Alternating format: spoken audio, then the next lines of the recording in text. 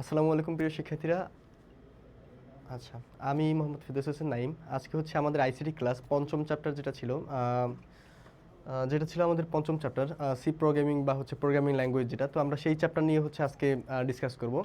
তো এই চ্যাপ্টারে আজকে হচ্ছে আমাদের তৃতীয় ক্লাস। তৃতীয় ক্লাসে আমাদের আগের যতটুকু আমাদের পড়া ছিল সেখানে আমরা মোটামুটি বেসিকটা কমপ্লিট করে জাস্ট হচ্ছে আমরা যে অ্যাডভান্স পড়াগুলো আছে বা কোর যে পড়াগুলো আছে সেগুলোর মধ্যে আমরা এন্টার করেছিলাম।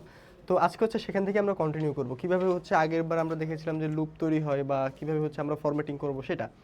ওকে, তো এবার হচ্ছে আমরা দেখব কিভাবে হচ্ছে আমরা সি প্রোগ্রামটা করব, বা এই আজকের ক্লাসের পরেই হয়তো বা আমরা সি প্রোগ্রামিংয়ে চলে যাব। তো আশা করি আপনাদের ক্লাসটা ভালো লাগবে। তো এই ক্লাসটা শুরু করি, চলেন। আচ্ছা, আমাদের ছিল হচ্ছে 62 পেজ।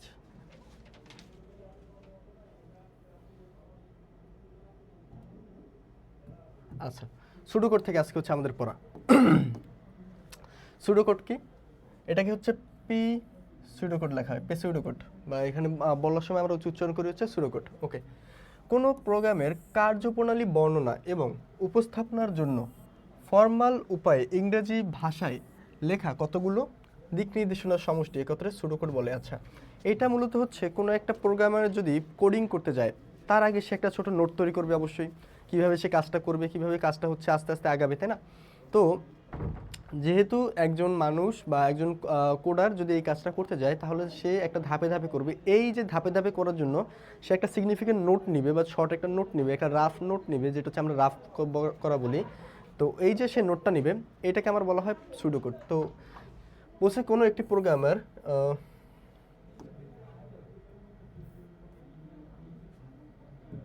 আচ্ছা, এটি কোনো প্রোগ্রামের একটি রূপরেখা বা খসড়া তৈরির মতো ব্যবহৃত হয়। সুডোকোড একটি প্রোগ্রামের প্রবাহের ধারণা দেয়, তবে বিস্তারিত কিছু প্রকাশ করে না। সিস্টেমের ডিজাইনগত সুডোকোড লিখে যাতে প্রোগ্রামাররা কোনো সফটওয়্যারের উপর পরিকল্পনা প্রয়োজনীয় বুঝতে পারে এবং সে অনুযায়ী কোড লিখতে পারে। যেমন হচ্ছে নিচে 3টি সূত্র দেওয়া আছে, যেমন হচ্ছে স্টার্ট লেখো, তারপর হচ্ছে ইনপুট দাও, তারপর হচ্ছে টোটাল, এভারেজ করো, এভারেজ আউটপুট অ্যান্ড এন্ড। তো কিভাবে একজন মানুষ কাজ করবে বা একজন প্রোগ্রামার কাজ করবে তার উপর ভিত্তি করে যে আমাদের কোডগুলি লেখা হয়, এই কোডগুলি হচ্ছে আমাদের কি সুডোকোড। এটা একটা রাফ, ধরেন আমি হচ্ছে একটা ওয়েবসাইট তৈরি করবো, বাট ওয়েবসাইটটা কীরকম হবে, দেখতে আমার কীরকম লাগবে ওয়েবসাইটটা। তো এই যে আমি ওয়েবসাইটে দেখতে কীরকম হবে এর যে একটা খসড়া তৈরি করলাম প্রথমে, বা আমি যে একটা ধারণা নিলাম, এটাই হচ্ছে সুডোকোড। ওকে, আশা করি এটা বুঝতে পেরেছেন। পরবর্তী যাই, সুডোকোড। আচ্ছা, এখানে সুবিধা বলছে কিছু। সুডোকোড সকল ধরনের প্রোগ্রামাররা বুঝতে পারে। আচ্ছা, এটা এমনভাবে লেখা হয় যাতে সকল ধরনের প্রোগ্রামাররা বুঝতে হয় কী কাজ করতে হবে সেটা তারা বুঝতে পারে। আচ্ছা, এটি প্রোগ্রামারের কেবল অ্যালগরিদম অংশের মনোনিবেশ করতে সক্ষম করে। আচ্ছা, শুধু অ্যালগরিদম অংশে মনোনিবেশ করতে সক্ষম করে, অর্থাৎ সে যে কাজগুলো করবে সেই কাজটা বা সে যে কোডটা করবে শুধু কোড করতেই তাকে হচ্ছে মনোনিবেশ করতে পারে। তার আর এক্সট্রা করে চিন্তা করা লাগবে না যে আমি এরপর কোনটা করব, এরপর কোনটা করব, এটা আগেই খসড়া আকারে তৈরি করা আছে। ওকে, আচ্ছা, প্রোগ্রামার ডিজাইন মডেল। আচ্ছা, সহজ উপায়ে। আচ্ছা, প্রোগ্রামার ডিজাইন মডেলটা কি? কোনো আমি যদি একটা কাজ করতে যাই সেটা আমি চাবো অবশ্যই সহজ উপায় হোক, তাই না? তো ওইটার যে খসড়াটা আছে এরকম যে সহজ উপায় কার্যপ্রণালী প্রোগ্রাম তৈরির জন্য যে দিক নির্দেশনা থাকে বা নীতিমালাগুলি থাকে বা পদ্ধতি অনুসরণ করা হয় তাকে বলা হয় প্রোগ্রামার ডিজাইন মডেল বলে। সাজিয়ে গুছিয়ে প্রোগ্রাম লেখা এবং সহজে বোঝার জন্য প্রোগ্রাম রচনার ক্ষেত্রে কয়েকটি মডেল ব্যবহার করা হয়। আচ্ছা, আমি যদি সাজিয়ে গুছিয়ে কোনো একটা প্রোগ্রাম লিখতে চাই বা কোনো একটা মডেল আমি যদি উপস্থাপন করতে চাই, তার যে বেসিসগুলো আছে তার উপর ভিত্তি করে কতগুলো আমাদের এগুলোকে ভাগ করা হয়েছে। যেমন এই ভাগগুলো আমরা একটু দেখি। যেমন বলছে কি, মডেলের সম্পর্কে নিম্ন আলোচনা করা হলো। Structure programme. স্ট্রাকচার প্রোগ্রামটা কি? ডাচ কম্পিউটার বিজ্ঞানী এডগার উইভ কি, আচ্ছা, ডেস্টা কি করছে, উনি প্রথমে বড় আকারের প্রোগ্রামের উন্নয়নের উদ্দেশ্যে স্ট্রাকচার্ড প্রোগ্রামিং এর ধারণা দেন। আচ্ছা, স্ট্রাকচার প্রোগ্রাম, স্ট্রাকচার্ড না, এটা হচ্ছে স্ট্রাকচার প্রোগ্রাম। ওকে, স্ট্রাকচার প্রোগ্রামের ধারণা দেন। মডেলে পুরো সমস্যাকে বিভিন্ন অংশ বা মডিউলে ভাগ করা হয়। আচ্ছা, মডিউল জিনিসটা কি? কোনো আমি যদি একটা প্রোগ্রাম তৈরি করি সেখানে আমি বিভিন্ন অংশে ভাগ করি, তো ওর একটা ভাগকে বলা হয় মডিউল। আমরা পরবর্তীতে দেখবো এটা। ওকে, প্রতিটি মডিউলকে ছোট ছোট আকারের সমস্যা ভাবা যেতে পারে। ওকে, তো এই যে আমি ভাগটা নিলাম, এই ভাগটা কিসের উপর ভিত্তি করে হবে? সমস্যার উপর, যে আমি এতটুকু করলাম, এতটুকুর মধ্যে শুধু একটা প্রবলেম আছে, সুতরাং এতটুকু আমি একটা ভাগ করলাম, এইটুকু করলাম, এইটুকুর মধ্যে একটা প্রবলেম আছে, এইটুকু আরেক ভাগ করলাম, এরকম করে আস্তে আস্তে আগাবে। আচ্ছা, স্ট্রাকচার প্রোগ্রামিংয়ের সুবিধা হলো এতে বড় আকারের সমস্যা সহজেই সমাধান করা যায়। যেমন আচ্ছা, এখানে কিছু কিছু হচ্ছে স্ট্রাকচার প্রোগ্রামিং ভাষা দেয়া আছে এখানে। ওকে, তো এটা আসলে কিসের জন্য করা হয়েছে? এটা হচ্ছে বিভিন্ন সমস্যাকে সম্পূর্ণ কিছু মডিউল এবং হচ্ছে মডেল আকার যদি আমি ভাঙতে চাই, এই যে মডিউলে যদি আমি ভাগ করতে চাই সমস্যাকে, এবং প্রতিটি মডিউলে একটা করে সমস্যা থাকবে, এরকমভাবে হচ্ছে আমি ভাগ করব মডিউল, মানে পুরো প্রোগ্রামটাকে, সেই প্রত্যেকটা ভাগকে বলা হবে এক একটা করে মডিউল। ওকে, স্ট্রাকচার প্রোগ্রামের 3 ধরনের কাঠামো ব্যবহৃত হয়। আচ্ছা, আমাদের যে স্ট্রাকচার প্রোগ্রামটা দেখলাম, এটার 3 ধরনের কাঠামো ব্যবহৃত হয়। কি কি কাঠামো? একটা হচ্ছে কি পর্যায়ক্রমিক কাঠামো। এই কাঠামোতে প্রোগ্রামের বা মডিউলের একটির পর একটি নির্দেশ ধারাবাহিকভাবে নির্বাহ করা হয়। অর্থাৎ স্ট্রাকচার যে কাঠামোটা আছে সেই কাঠামোর একটা হচ্ছে কি পর্যায়ক্রমিক, অর্থাৎ একটির পর একটি করে করে আসে এরকম। আচ্ছা, বলছে কি নির্দেশের ধারাবাহিক বা পর্যায়ে কখনো বিঘ্নতা হয় না। এই যে ধারাবাহিক যে পর্যায়গুলো আছে এখানে কখনো কি বিঘ্নতা হয় না। ওকে, সিদ্ধান্তমূলক কাঠামো। তো এই কাঠামোটা দেখি কি, এই কাঠামোতে একটি নির্দিষ্ট শর্তের উপর নির্ভর করে। আচ্ছা, এখানে একটা শর্ত থাকবে, সেই শর্তের উপর ভিত্তি করে আমাদের যে কাজগুলো করতে হবে সেই কাজগুলো আমরা করব। আচ্ছা, শর্তের উপর ভিত্তি করে কাজ হয়। আচ্ছা, তো শর্ত হলে একটি স্টেটমেন্ট নির্দেশে নির্বাহ হয়, আর শর্ত যদি আমার মিথ্যে হয় তাহলে আরেকটি স্টেটমেন্ট নির্বাহ হয়। ওকে, এবার বলছে কি সিদ্ধান্তমূলক কাজের প্রয়োজনে এই কাঠামো ব্যবহার হয়ে থাকে। একাধিক সিদ্ধান্ত নেওয়ায় বেলাতেও এই কাঠামোটি ব্যবহার হয়ে থাকে। আচ্ছা, যদি আমি কোনো সিদ্ধান্ত নিতে চাই, ওকে, যদি আমি কোনো সিদ্ধান্ত নিতে চাই সেক্ষেত্রে আমার যে কাঠামোটি ব্যবহার করা হয় সেটি হচ্ছে আমার সিদ্ধান্তমূলক কাঠামো। অর্থাৎ আমি কোনো একটা কন্ডিশন ধরবো, সেই কন্ডিশনের উপর বেস করে আমি কি করব, কোনো একটা মডিউলকে রান করব। আচ্ছা, এবার দেখি চক্রবর্ত কাঠামো। এখানে কি এই কাঠামোতে লুপ বলা হয়। আচ্ছা, এই কাঠামোকে লুপ বলা হয়। আচ্ছা, এটা কি এক বা একাধিক নির্দেশ বারবার লিখতে হয় না। এক বা একাধিক নির্দেশকে একটি শর্তহীনভাবে নির্দিষ্ট সংখ্যক বারবার শর্তের অধীন। আচ্ছা, এটা হচ্ছে আমি যদি এরকম দেই যে আমি প্রত্যেকটা সংখ্যাকে চেক করব যে কোন সংখ্যাগুলো 100 থেকে ছোট। ওকে, তো আমি যখন এটা চেক করতে যাব আমি ফার্স্টে শুরু করব 1 থেকে। তো যখন এটাকে 1 থেকে শুরু করবো, 1-এর পর 2, 2-এর পর 3, এরকম করতে করতে যাবে, তো 100 পর্যন্ত তো এটা এমন আসবে যে এগুলো সবগুলোই ইয়েস হবে, তাই না? তো এটার জন্য আমি বারবার করে লিখতে যাব কেন? এটা আমি না করে আমি এরকম একটা লুপের মধ্যে ফেলাই দিই, যেটা ফর লুপ বলে বা হোয়াইল লুপ বলে বিভিন্ন প্রোগ্রামিংয়ে। তো এরকম একটা লুপের মধ্যে আমি তৈরি করে দেই, বা নর্মালিও করা যায় সিনট্যাক্স ইউজ করে। তো যখন আমি এটা করি তখন আমার হয় কি, ওই একটা কোডের আন্ডারেই যখন ওরা চেক করে যে এটা কি 1, যদি 1 হয় তাহলে পরবর্তী কোডে ওরা নিজেরাই চলে যায় এবং আগের ফাংশনে ওই যে ভ্যালুটা আছে ভ্যালুটাকে চেক করার জন্য পাঠিয়ে দেয়। যেমন 1-এর পরবর্তী সংখ্যা কোনটা, 2, তো 2কে ওরা হচ্ছে কি করবে, আমার হচ্ছে চেক করার জন্য পাঠিয়ে দেবে। ওকে, যে 2 চেক করলো, অ্যান্ড দেন হচ্ছে আমার এটাও যদি 100 থেকে ছোট হয় দেন আবার কি করবে, পরবর্তী সংখ্যা অর্থাৎ 3কে কি করবে, চেক করার জন্য পাঠিয়ে দেবে। এরকম করতে করতে ওরা কত পর্যন্ত যাবে, ইনফিনিটি সংখ্যক পর্যন্ত যাবে। কিন্তু আমরা যখনই এটা হচ্ছে রিচ করবে 99-এ, যেহেতু আমার 99 হচ্ছে 100 থেকে ছোট, যখন 100-তে যাবে দেখবে যে এটা আর ছোট হইতেছে না, তখন ওরা কি করবে, এখানে স্টপ করে দিবে। ওকে, আদারওয়াইজ যদি ইনফিনিটি পর্যন্ত চেক করতে হয় তাও ওরা চেক করবে যতক্ষণ না পর্যন্ত এটা সমান অথবা ছোট হবে। ওকে, সমান হতে হলেও কিন্তু আবার কন্ডিশন দিয়ে দিতে হবে যে সমান আর ছোট, এটারও কন্ডিশন আলাদা আছে। সো ওইভাবে দিয়ে দেয় আর কি। Object oriented programming. আচ্ছা, দেখি এটা কি অবজেক্ট ওরিয়েন্টেড প্রোগ্রামিং। এটা আমরা একবার দেখছিলাম। Object oriented programming model data এবং সংশ্লিষ্ট কোডকে একক হিসাবে বিবেচনা করা হয়। ওকে, আমার যে ডেটাগুলো আছে এবং আমার যে কোডগুলো আছে সেগুলোকে একটা একক হিসেবে ব্যবহার করা হয়। আচ্ছা, এই ধরনের একককে কি বলা হয়, ক্লাস বলা হয়। ওকে, এক ক্লাসের ডেটা অন্য ক্লাসের সাথে অদৃশ্য, ফলে অনিচ্ছাকৃতভাবে ভুল চলকের মান ব্যবহার করা সম্ভব নয়। একটি ক্লাস একটি ধরন বোঝায়। আচ্ছা, এইটার মিনিংটা আমি এভাবে বুঝাই, আমি একসাথে 4টা লেটার নিলাম, একটা ধরলাম আমি হ্যাশ, তারপর একটা ধরলাম হচ্ছে আমি ইন্টিজার নাম্বার, একটা ধরলাম আমি ফ্লোট নাম্বার। আচ্ছা, ইন্টিজার মানে হচ্ছে পূর্ণ সংখ্যা, ফ্লোট মানে হচ্ছে দশমিক যে সংখ্যাটা আছে ওইটা, আর ক্যারেক্টার ধরলাম একটা, ক্যারেক্টার মানে হচ্ছে ABCD এরকম। ওকে, তো আমি এই 4টাকে যখন একসাথে রাখলাম, আমি কোডকে বললাম যে এখান থেকে নিউমেরিক ভ্যালুটা নাও, অর্থাৎ আমাদের যেই পূর্ণ সংখ্যাটা আছে সেটা নাও, এরকম বললাম যে ইন্টিজার নাম্বারটা নাও। তো ও কিন্তু সবগুলোকে চেক করবে, চেক করার পর ও দেখবে যে পূর্ণ সংখ্যা এখানে একটাই আছে। ওকে, 4, তো ওই 4টাকেও নিয়ে নেবে এরকম।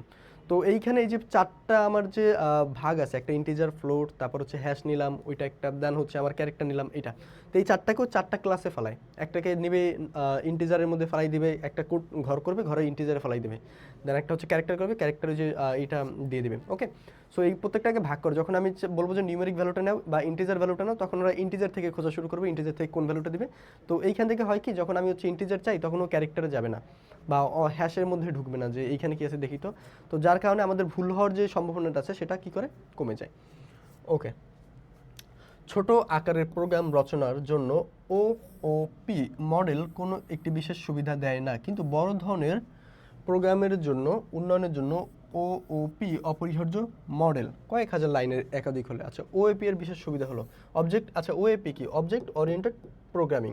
ওকে, তো ছোট ধরনের যে মডেল আছে সেগুলো ক্ষেত্রে খুব একটা সুবিধা না দিলেও বড় বড় যে আমার মডেলগুলো আছে সেখানে আমার ভুল বের করতে কিন্তু খুব সমস্যা হয়ে যায়। তো সেই ক্ষেত্রে আমাদের এটা খুবই কার্যকারী। আচ্ছা, ইনহেরিটেন্স মাধ্যমে প্রচালিত ক্লাসের বিভক্ত করে নতুন এবং উন্নত ক্লাস তৈরি করে যায়। ডেটা লুকানো থাকে বলে একে অপ্রত্যাশিত পরিবর্তন সম্ভব নয়। আচ্ছা, সহজেই ছোট থেকে বড় প্রোগ্রাম উন্নয়ন করা যায়। এই সকল প্রোগ্রামের ভাষাই হলো কি অবজেক্ট ওরিয়েন্টেড প্রোগ্রামিং সমর্থন করে না। ওএপি প্রোগ্রামিং ভাষা উদাহরণ হলো C plus plus, Java, C. আচ্ছা, এইখানে এটা হচ্ছে এমনিতে রিডিং দিলেই বুঝবেন, বাট এইখানে একটা জিনিস যেটা না বুঝতে পারেন সেটা হচ্ছে ইনহেরিটেন্স কি। আচ্ছা, এটা একটা বায়োলজিক্যাল টার্ম। এইটা মিন করে এমন যে কোনো একটা শিশু যদি জন্মগ্রহণ করে তখন তার বাবা মার যে বৈশিষ্ট্যগুলো আছে সেগুলো তার নিজের মধ্যে বহন করে।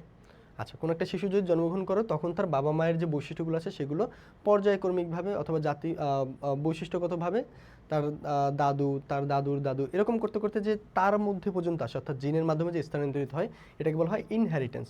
ওকে, বা প্রত্যাবর্তন যেটা আছে আর কি।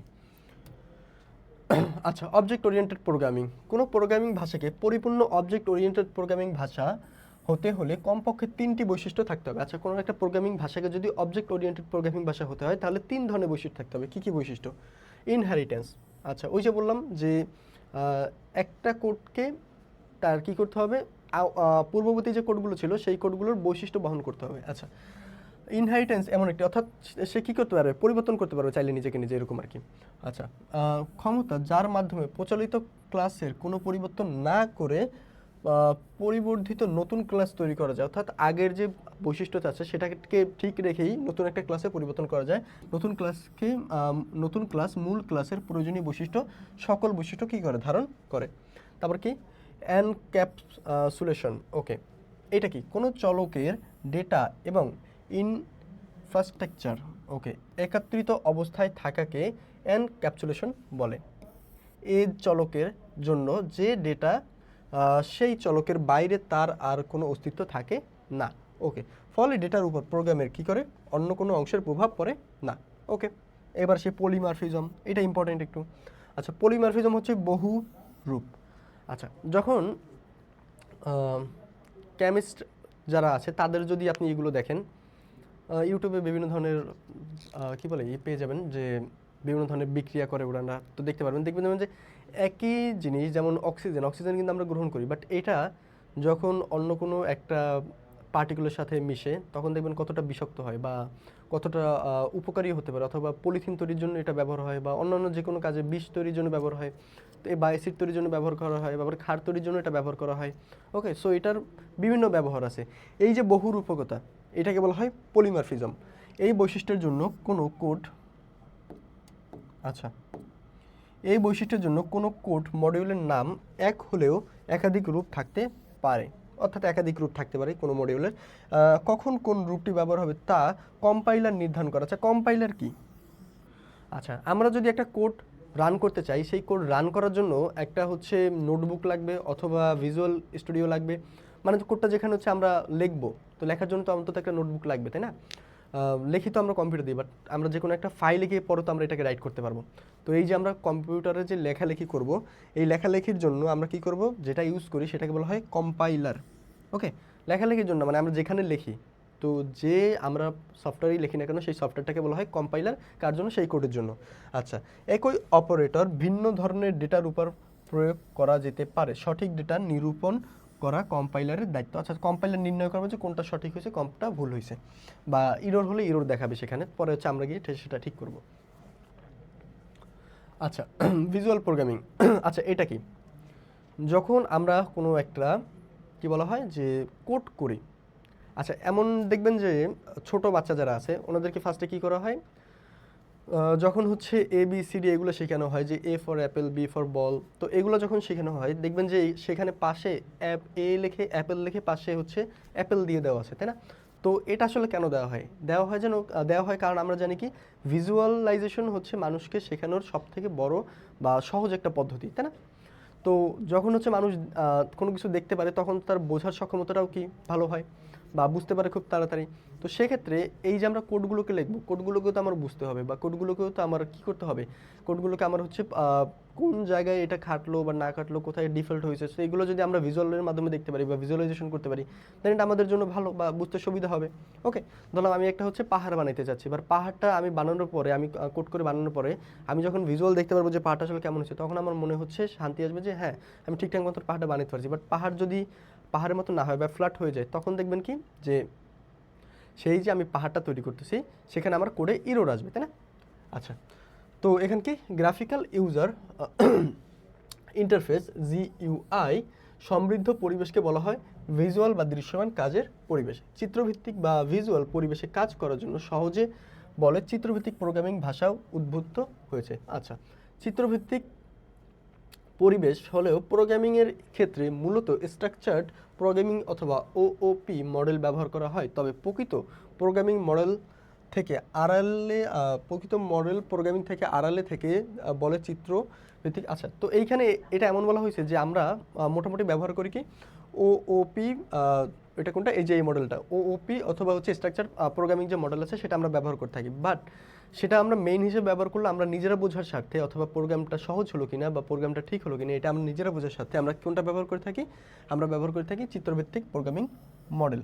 আচ্ছা, তো মাইক্রোসফটের কোম্পানি ভিজুয়াল বেসিক হলো চিত্রভিত্তিক কোম্পানি, এটা হচ্ছে প্রথম চিত্রভিত্তিক প্রোগ্রামিং মডেল। এর জনপ্রিয়তা দেখে বোরল্যান্ড নির্মাণ করে ডেলফি। ওকে, বর্তমানে ভিজুয়াল বেসিক ও ডেলফি দুটোই জনপ্রিয় সফটওয়্যার। ভিজুয়াল প্রোগ্রামিংকে অনেকে প্রোগ্রামিং ভাষা বা মডেল বলতে চান না, কারণ এগুলো প্রকৃতপক্ষে এক ধরনের অ্যাপ্লিকেশন প্রোগ্রাম। আচ্ছা, তো এই যে ভিজুয়াল যে আমার প্রোগ্রামিংগুলো আছে সেগুলোকে প্রকৃতপক্ষে প্রোগ্রামিং ভাষা বলা যায় না বা কম্পাইলারের সাহায্যে আমরা কিছু করছি এরকম বলা যায় না, কারণ এটা প্রকৃত আসলে ভাষাটা না।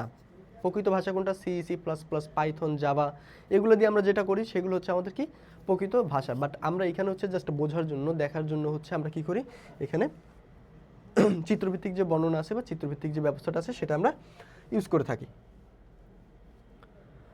ওকে, এরপর দেখি আমরা বলছি কি ইভেন্ট ড্রাইভেন প্রোগ্রামিং। এরপর বলছি কি স্ট্রাকচার এবং অবজেক্ট ওরিয়েন্টেড প্রোগ্রামিং মডেলের মূল বৈশিষ্ট্য হচ্ছে প্রোগ্রামের শুরু থেকে শেষ পর্যন্ত নির্বাহ হওয়া। আচ্ছা, তো এটার যে মূল বৈশিষ্ট্যগুলো বললো সেগুলো কি শুরু থেকে শেষ পর্যন্ত নির্বাহ হওয়ার, অর্থাৎ সিকোয়েন্স অনুযায়ী কাজগুলোকে করে আসে। আচ্ছা, প্রোগ্রামিং নির্বাহের প্রধান সিদ্ধান্ত মূলত এবং এটা সমূহ হবে বা লুপ কাঠামো ব্যবহার করে কিছুটা নিয়ন্ত্রণ করা গেলেও ব্যবহারকারী প্রোগ্রাম পরিচালনাকালে পুরোপুরি স্বাধীনতা পায় না। উদাহরণস্বরূপ 10,000টি সংখ্যা যোগ করলে একটি স্ট্রাকচার্ড প্রোগ্রাম অথবা OOP মডেল লিখলে তা ব্যবহারকারীদের সম্পূর্ণ সুবিধা দিতে পারে না, কারণ এই মডেলটা খুব বড় হয়ে যাবে। যেমন যোগ করাকালীন যে কোনো মুহূর্তে ব্যবহারকারী প্রক্রিয়াটি বাতিল করতে চাইলে, নতুন করে আবার শুরু করতে চাইলে তার সম্ভাবনা, অর্থাৎ এটা যখন শুরু হবে তখন শেষ না হওয়া পর্যন্ত কী করবে না, থামবে না। আমি যখন এটাকে কম্পাইলারে রান করব শেষ না হওয়া পর্যন্ত কী করবে না, থামবে না, বা ফুল আউটপুট আসা না পর্যন্ত এটা থামবে না। ব্যবহারকারীকে এই ধরনের সুবিধা দেওয়ার জন্য উদ্বোধিত হয়েছে ইভেন্ট ড্রাইভেন প্রোগ্রামিং মডেল। আচ্ছা, প্রোগ্রামার সঙ্গে ব্যবহারকারীদের যে কোনো ধরনের মিথস্ক্রিয়ন ইভেন্ট বলে। আচ্ছা, এটার কাহিনীটা আমরা কি বলি, আমরা যখন কোনো একটা প্রোগ্রাম ধরলাম রান করলাম, তো প্রোগ্রামটা আমি হচ্ছে সুন্দর মতন লিখে টেখে রান টান করার মতন নিয়ে আসলাম কম্পাইলারে, আমার মনে হয়েছে যে এটা ঠিক আছে। বাট যখন আমি প্রোগ্রামটা চালু করলাম দেখলাম যে আমার শুরু করা উচিত 1 থেকে, বাট এখান থেকে আমার শুরু হয়ে গেছে 2 পর্যন্ত। এখন 1 থেকে 1000 পর্যন্ত আমি কোডগুলোকে রান করতে চাইছিলাম অথবা আউটপুট আনতে চাইছিলাম।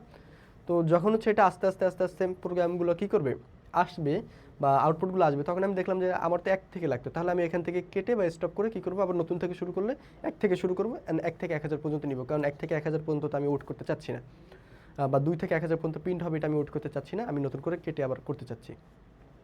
তো যখন আমি এটা করতে চাই, আগের যে প্রোগ্রামগুলো ছিল ওইগুলোতে করা যেত না, যার কারণে নতুন যেই প্রোগ্রামটা আবিষ্কৃত হয়েছে বা উদ্ভূত হয়েছে, এখানে কি করা হয়, এখানে আমি চাইলে মাঝখান থেকে কেটে বা হচ্ছে কি আমি যখন চাইবো যে এটাকে স্টপ করতে, এখানে স্টপ হবে, আমি যখন চাইবো যে এখান থেকে আবার চালু হোক, সেখান থেকে চালু হবে। ওকে, যেমন হচ্ছে মাউস সরানো, ক্লিক করা, কিবোর্ডের কোনো কি প্রেস করে চাপা, এটি প্রত্যেকটি ইভেন্ট। আচ্ছা, যার সাহায্যে আমি হচ্ছে কম্পাইলারটাকে রান করব বা কম্পাইলারটাকে কন্ট্রোল করব, তাকে আমার কি বলা হয়, তাকে আমার বলা হয় হচ্ছে ইভেন্ট। ওকে, যার সাহায্যে আমি কি করব, কম্পিউটারটাকে রান করব বা কম্পাইলারটাকে চালাবো আর কি। ওকে, ইভেন্ট ড্রাইভেন প্রোগ্রাম। আচ্ছা, ইভেন্ট ড্রাইভেন প্রোগ্রামিং মডেলের কোনো প্রোগ্রামিং শেষে সব নির্দিষ্ট ধারাবাহিকভাবে নির্বাহ হয় না। প্রোগ্রামটিতে বিভিন্ন ইভেন্টের জন্য সংশ্লিষ্ট কোড মডিউল থাকে যা কেবল ওই ইভেন্টের উৎপন্ন হলেই নির্বাহ হয়, অন্যথায় তা অলস বসে থাকে। আচ্ছা, যদি আমি কোনো একটা প্রোগ্রাম রান করি এবং সেই প্রোগ্রামটা যদি যথাযথ প্রোগ্রামের জন্য বা আমি যে প্রোগ্রামটা চাচ্ছি সেটার জন্য উপযুক্ত না হয়, তাহলে সেটা রান হবে না। অর্থাৎ আমি যখন চাইবো যেটা রান হোক, ওটা তখনই রান হবে যখন এই প্রোগ্রামটা তার জন্য উপযুক্ত। ওকে, এবার আসি সি প্রোগ্রামিং ভাষা বা সি প্রোগ্রামিং। আচ্ছা, এইটা হচ্ছে আমাদের দ্বিতীয় পার্ট।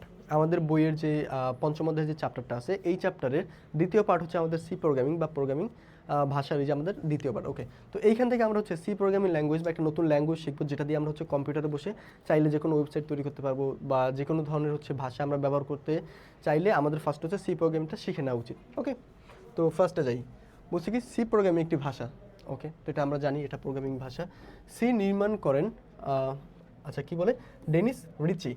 আচ্ছা, বেল ল্যাবে 70 দশকে কাজ করার সময়। আচ্ছা, ভাষাটি তৈরির প্রথম উদ্দেশ্য ছিল কি, ইউনিক্স অপারেটিং সিস্টেম এর কোড লেখা, কিন্তু অচিরেই এটি একটি ব্যয়বহুল ভাষায় পরিণত হয়। আচ্ছা, তো এটা এমনভাবে তৈরি করতে চাইছিল যে আমরা একটা ইউনিক ভাষায় আমরা ব্যবহার করবো যেটা কম ব্যয়বহুল হবে, বাট অচিরে এটা কি খুব ব্যয়বহুল হয়ে পড়ে।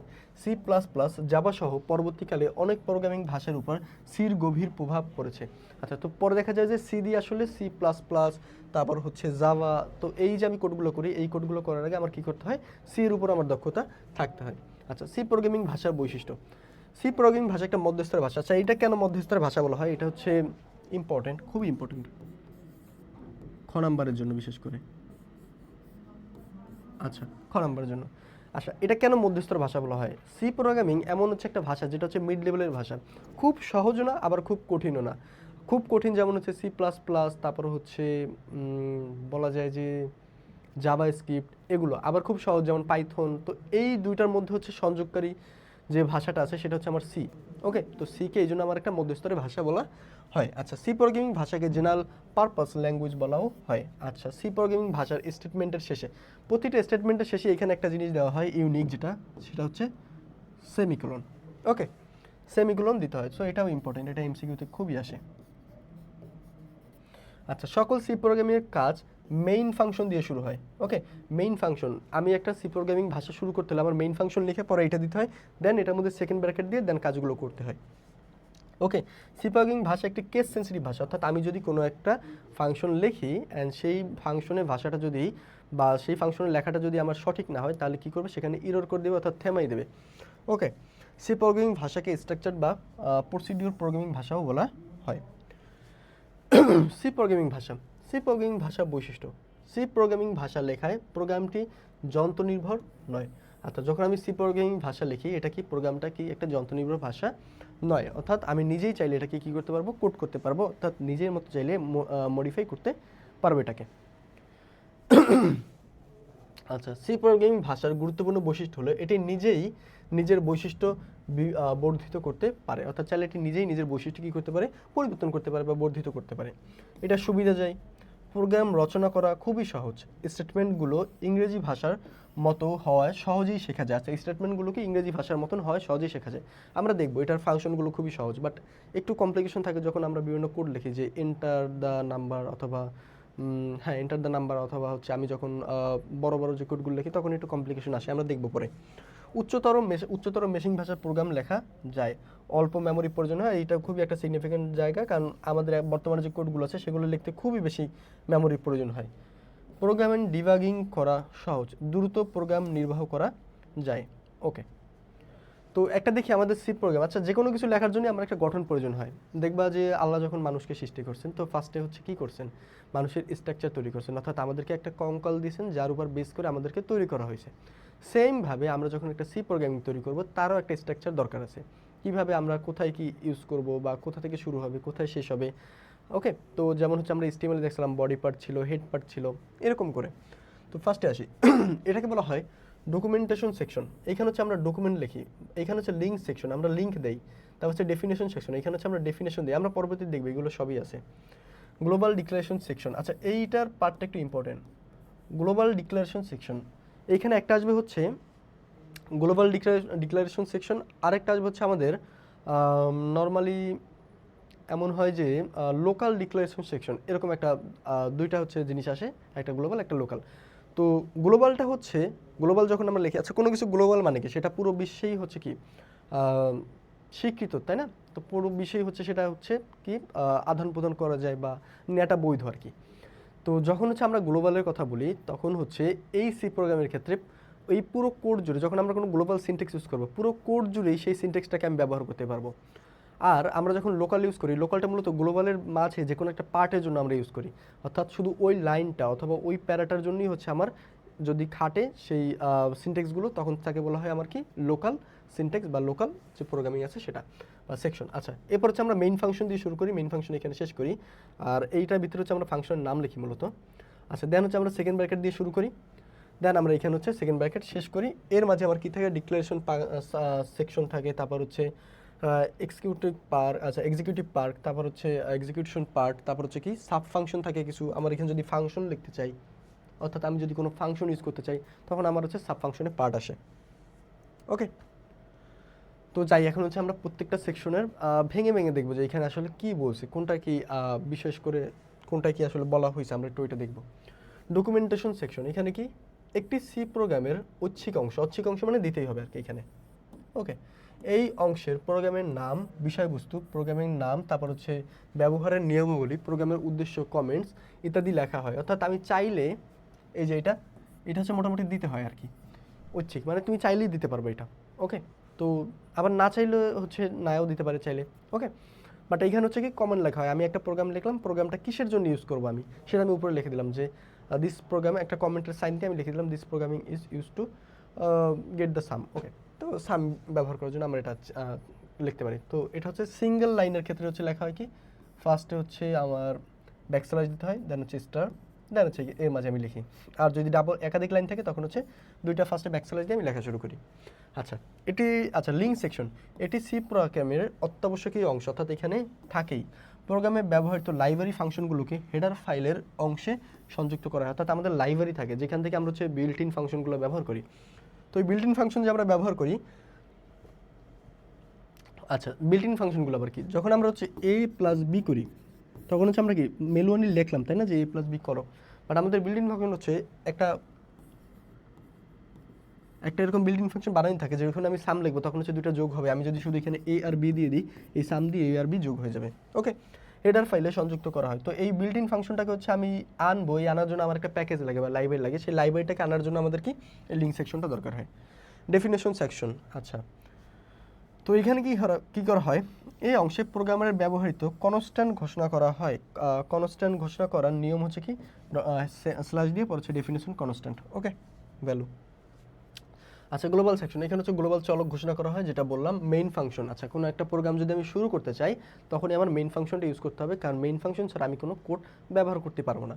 আচ্ছা, মেইন ফাংশন হলো সি প্রোগ্রামের একটি প্রধান অংশ, এর মূলত অংশ হচ্ছে মেইন, তারপর হচ্ছে ব্র্যাকেট। আচ্ছা, এর আওতায় আমাদের এইটা দেওয়ার পর আমাদের কি থাকে, এটা হচ্ছে দেওয়ার পর আমাদের সেকেন্ড ব্র্যাকেট থাকে, যেখানে আমরা কোডটা লিখি। আচ্ছা, এর মাধ্যমে লিখতে হয়, এই অংশ ছাড়া সি প্রোগ্রামিং সম্ভব নয়। আচ্ছা, মেইন এই দুটি অংশ থাকে। আচ্ছা, এক্সিকিউটিভ পার্ট থাকে, তারপর হচ্ছে ডিক্লারেশন পার্টও থাকে, আর একেবারে সবার শেষে আমাদের কি কোথায় কোলন দিয়ে দিতে হয়। এবার সেই সাব ফাংশন কি, এই অংশে এক বা একাধিক ইউজার ডিফাইন্ড ফাংশন থাকে। আচ্ছা, যেমন হচ্ছে মেইন, তারপর হচ্ছে কল, এগুলো। আচ্ছা, তো ইউজার ডিফাইন্ড যদি ফাংশন থাকে তখন হচ্ছে আমরা এটা ইউজ করে থাকি। ওকে, ডেটা টাইপ, সি প্রোগ্রামিং ভাষায় ব্যবহৃত বিভিন্ন ধরনের ডেটা নিয়ে আমরা কাজ করি, যেমন পূর্ণ সংখ্যা, ভগ্নাংশ। তো এই যে আমরা ডেটাগুলো নিয়ে কাজ করি বারবার, তো এই কাজগুলোর জন্য আমাদের ডেটাগুলোকে ভাগ করতে হয়। যেমন আমি আগেই বললাম যে ইন্টিজার নেই একটা, ফ্লোট নেই একটা, তারপর হচ্ছে ক্যারেক্টার নিয়ে একটা, CHR দিয়ে এটাকে প্রকাশ করা হয়। ওকে, তো এগুলোকে বলা হয় ডেটা টাইপ। যেমন হচ্ছে ডেটা টাইপ এবং মেমোরি পরিসরে সংরক্ষণের জন্য কী লেখা হয়? Character data type, integer data type, float data type and double data type. Okay, double data টাইপটা আমরা দেখবো কি। তো কী কী থাকে? ক্যারেক্টার, ইন্টিজার, ফ্লোট অ্যান্ড হচ্ছে double data type. Okay, character data type, এই ডেটা টাইপে ক্যারেক্টার সংরক্ষণের জন্য ব্যবহার করা হয়। প্রতিটি ক্যারেক্টার টাইপ ভেরিয়েবলের জন্য কম্পাইলার 1 বাইট বা 8 বিট জায়গা সংরক্ষণ করে। আচ্ছা, ক্যারেক্টার টাইপ ডেটার সিনট্যাক্স হলো কি? CHAR, তারপর হচ্ছে ভ্যারিয়েবল নাম। ওকে, তো CHAR দিলেই হচ্ছে আমার এখানে বোঝায় এটা হচ্ছে ক্যারেক্টার টাইপ। ওকে, এখানে এক্স এর স্থলে বর্ণ ব্যবহার করা হয় যে কী ধরনের ক্যারেক্টার আমি ব্যবহার করতে চাচ্ছি, এ বড় হাতের এ বা ছোট হাতের ক্যাপিটাল স্মল, সো এগুলো ইউজ করার জন্য আমার এটা লিখতে হয়। ইন্টিজার ডেটা টাইপ, সি প্রোগ্রামে পূর্ণ সংখ্যার ডেটা টাইপ নিয়ে কাজ করতে এই ইন্টিজার ডেটা টাইপ ভ্যারিয়েবল ব্যবহৃত হয়। এটি ইন্টিজার ভ্যারিয়েবলের জন্য কম্পাইলার 2 বাইট বা 16 বিট হয়ে থাকে। আছে 1 বাইট সমান 8 বিট, তো এই হিসাবটা করা হয়েছে আর কি, 2 বাইট বা 16 বিট জায়গা সংরক্ষণ করে। ইন্টিজার টাইপ ডেটা সিনট্যাক্স হলো কি? INT, দেন হচ্ছে আমার ভ্যারিয়েবলের নেমটা থাকে INT, যেমন একটা নাম্বার কত? 8, তো এটাকে ওরা ইন্টিজার হিসাবে নেবে বা পূর্ণ সংখ্যা হিসাবে নেবে। ফ্লোট ডেটা টাইপ, সি প্রোগ্রামিংয়ের ভগ্নাংশ অর্থাৎ দশমিক বিন্দু যুক্ত যে কোনো ধরনের সংখ্যাকে আমার কি বলা হয়? ফ্লোট ডেটা টাইপ ভ্যারিয়েবল বলা হয়। প্রতিটি ফ্লোট ভ্যারিয়েবলের জন্য কম্পাইলার 4 বাইট বা হচ্ছে কি 32 বিট জায়গা দখল করে। ফ্লোট ডেটা টাইপের ভ্যারিয়েবল সিনট্যাক্স হচ্ছে কি? FLOT। আচ্ছা, এটি ওকে। ডাবল ডেটা টাইপ, আচ্ছা এই জিনিসটা খুব ইম্পর্টেন্ট। ডাবল ডেটা টাইপটা কি? ডাবল প্রিসিশন বা ডেটা টাইপ যেটা আছে বিশিষ্ট ডেসিমাল সংখ্যায় যে সংরক্ষণ করে তাকে ডাবল ডেটা টাইপ ভ্যারিয়েবল বলে। প্রতিটি ভ্যারিয়েবল 8 বাইট জায়গা দখল করে। 8 বাইট মানে কত? 8 × 8 বিট। ওকে, জায়গা দখল করে। এই ভ্যারিয়েবলে দশমিক বিন্দুর পরে 14 ডিজিট পর্যন্ত গ্রহণযোগ্য। তো ওকে, তা আমি ধরলাম এরকম 5 পয়েন্ট, এরপর আমি 14 ডিজিট লিখতে পারবো আরও চাইলে। ওকে, বাট আমি যখন এই যে ফ্লোট লিখতে চাবো, তাহলে ফ্লোটের মধ্যে আমার সমস্যা কি? ফ্লোটের মধ্যে আমি এই 0.5 দেওয়ার পর 2 ডিজিট লিখতে পারি। ওকে, 2 ডিজিট লিখতে পারি, বাট আমি যখন ডাবল ডেটা লিখবো তখন হচ্ছে আমি কি 14 ডিজিট পর্যন্ত আমি যাইতে পারবো, অর্থাৎ ছোট ক্ষুদ্র সংখ্যাও যদি আমি নিতে চাই নিতে পারবো। আচ্ছা, তো ডাবল ভেরিয়েবল টাইপ হচ্ছে কি? আমরা কি লিখি? ডাবল, তারপর হচ্ছে ভেরিয়েবল নেম, যেমন এখানে লিখলাম ডাবল, এখানে হচ্ছে নাম অন দিয়ে ডেটা টাইপ। ওকে, 36। আচ্ছা, এরপর আসি ডেটা টাইপ মডিফায়ার। তো এটা আসলে কি?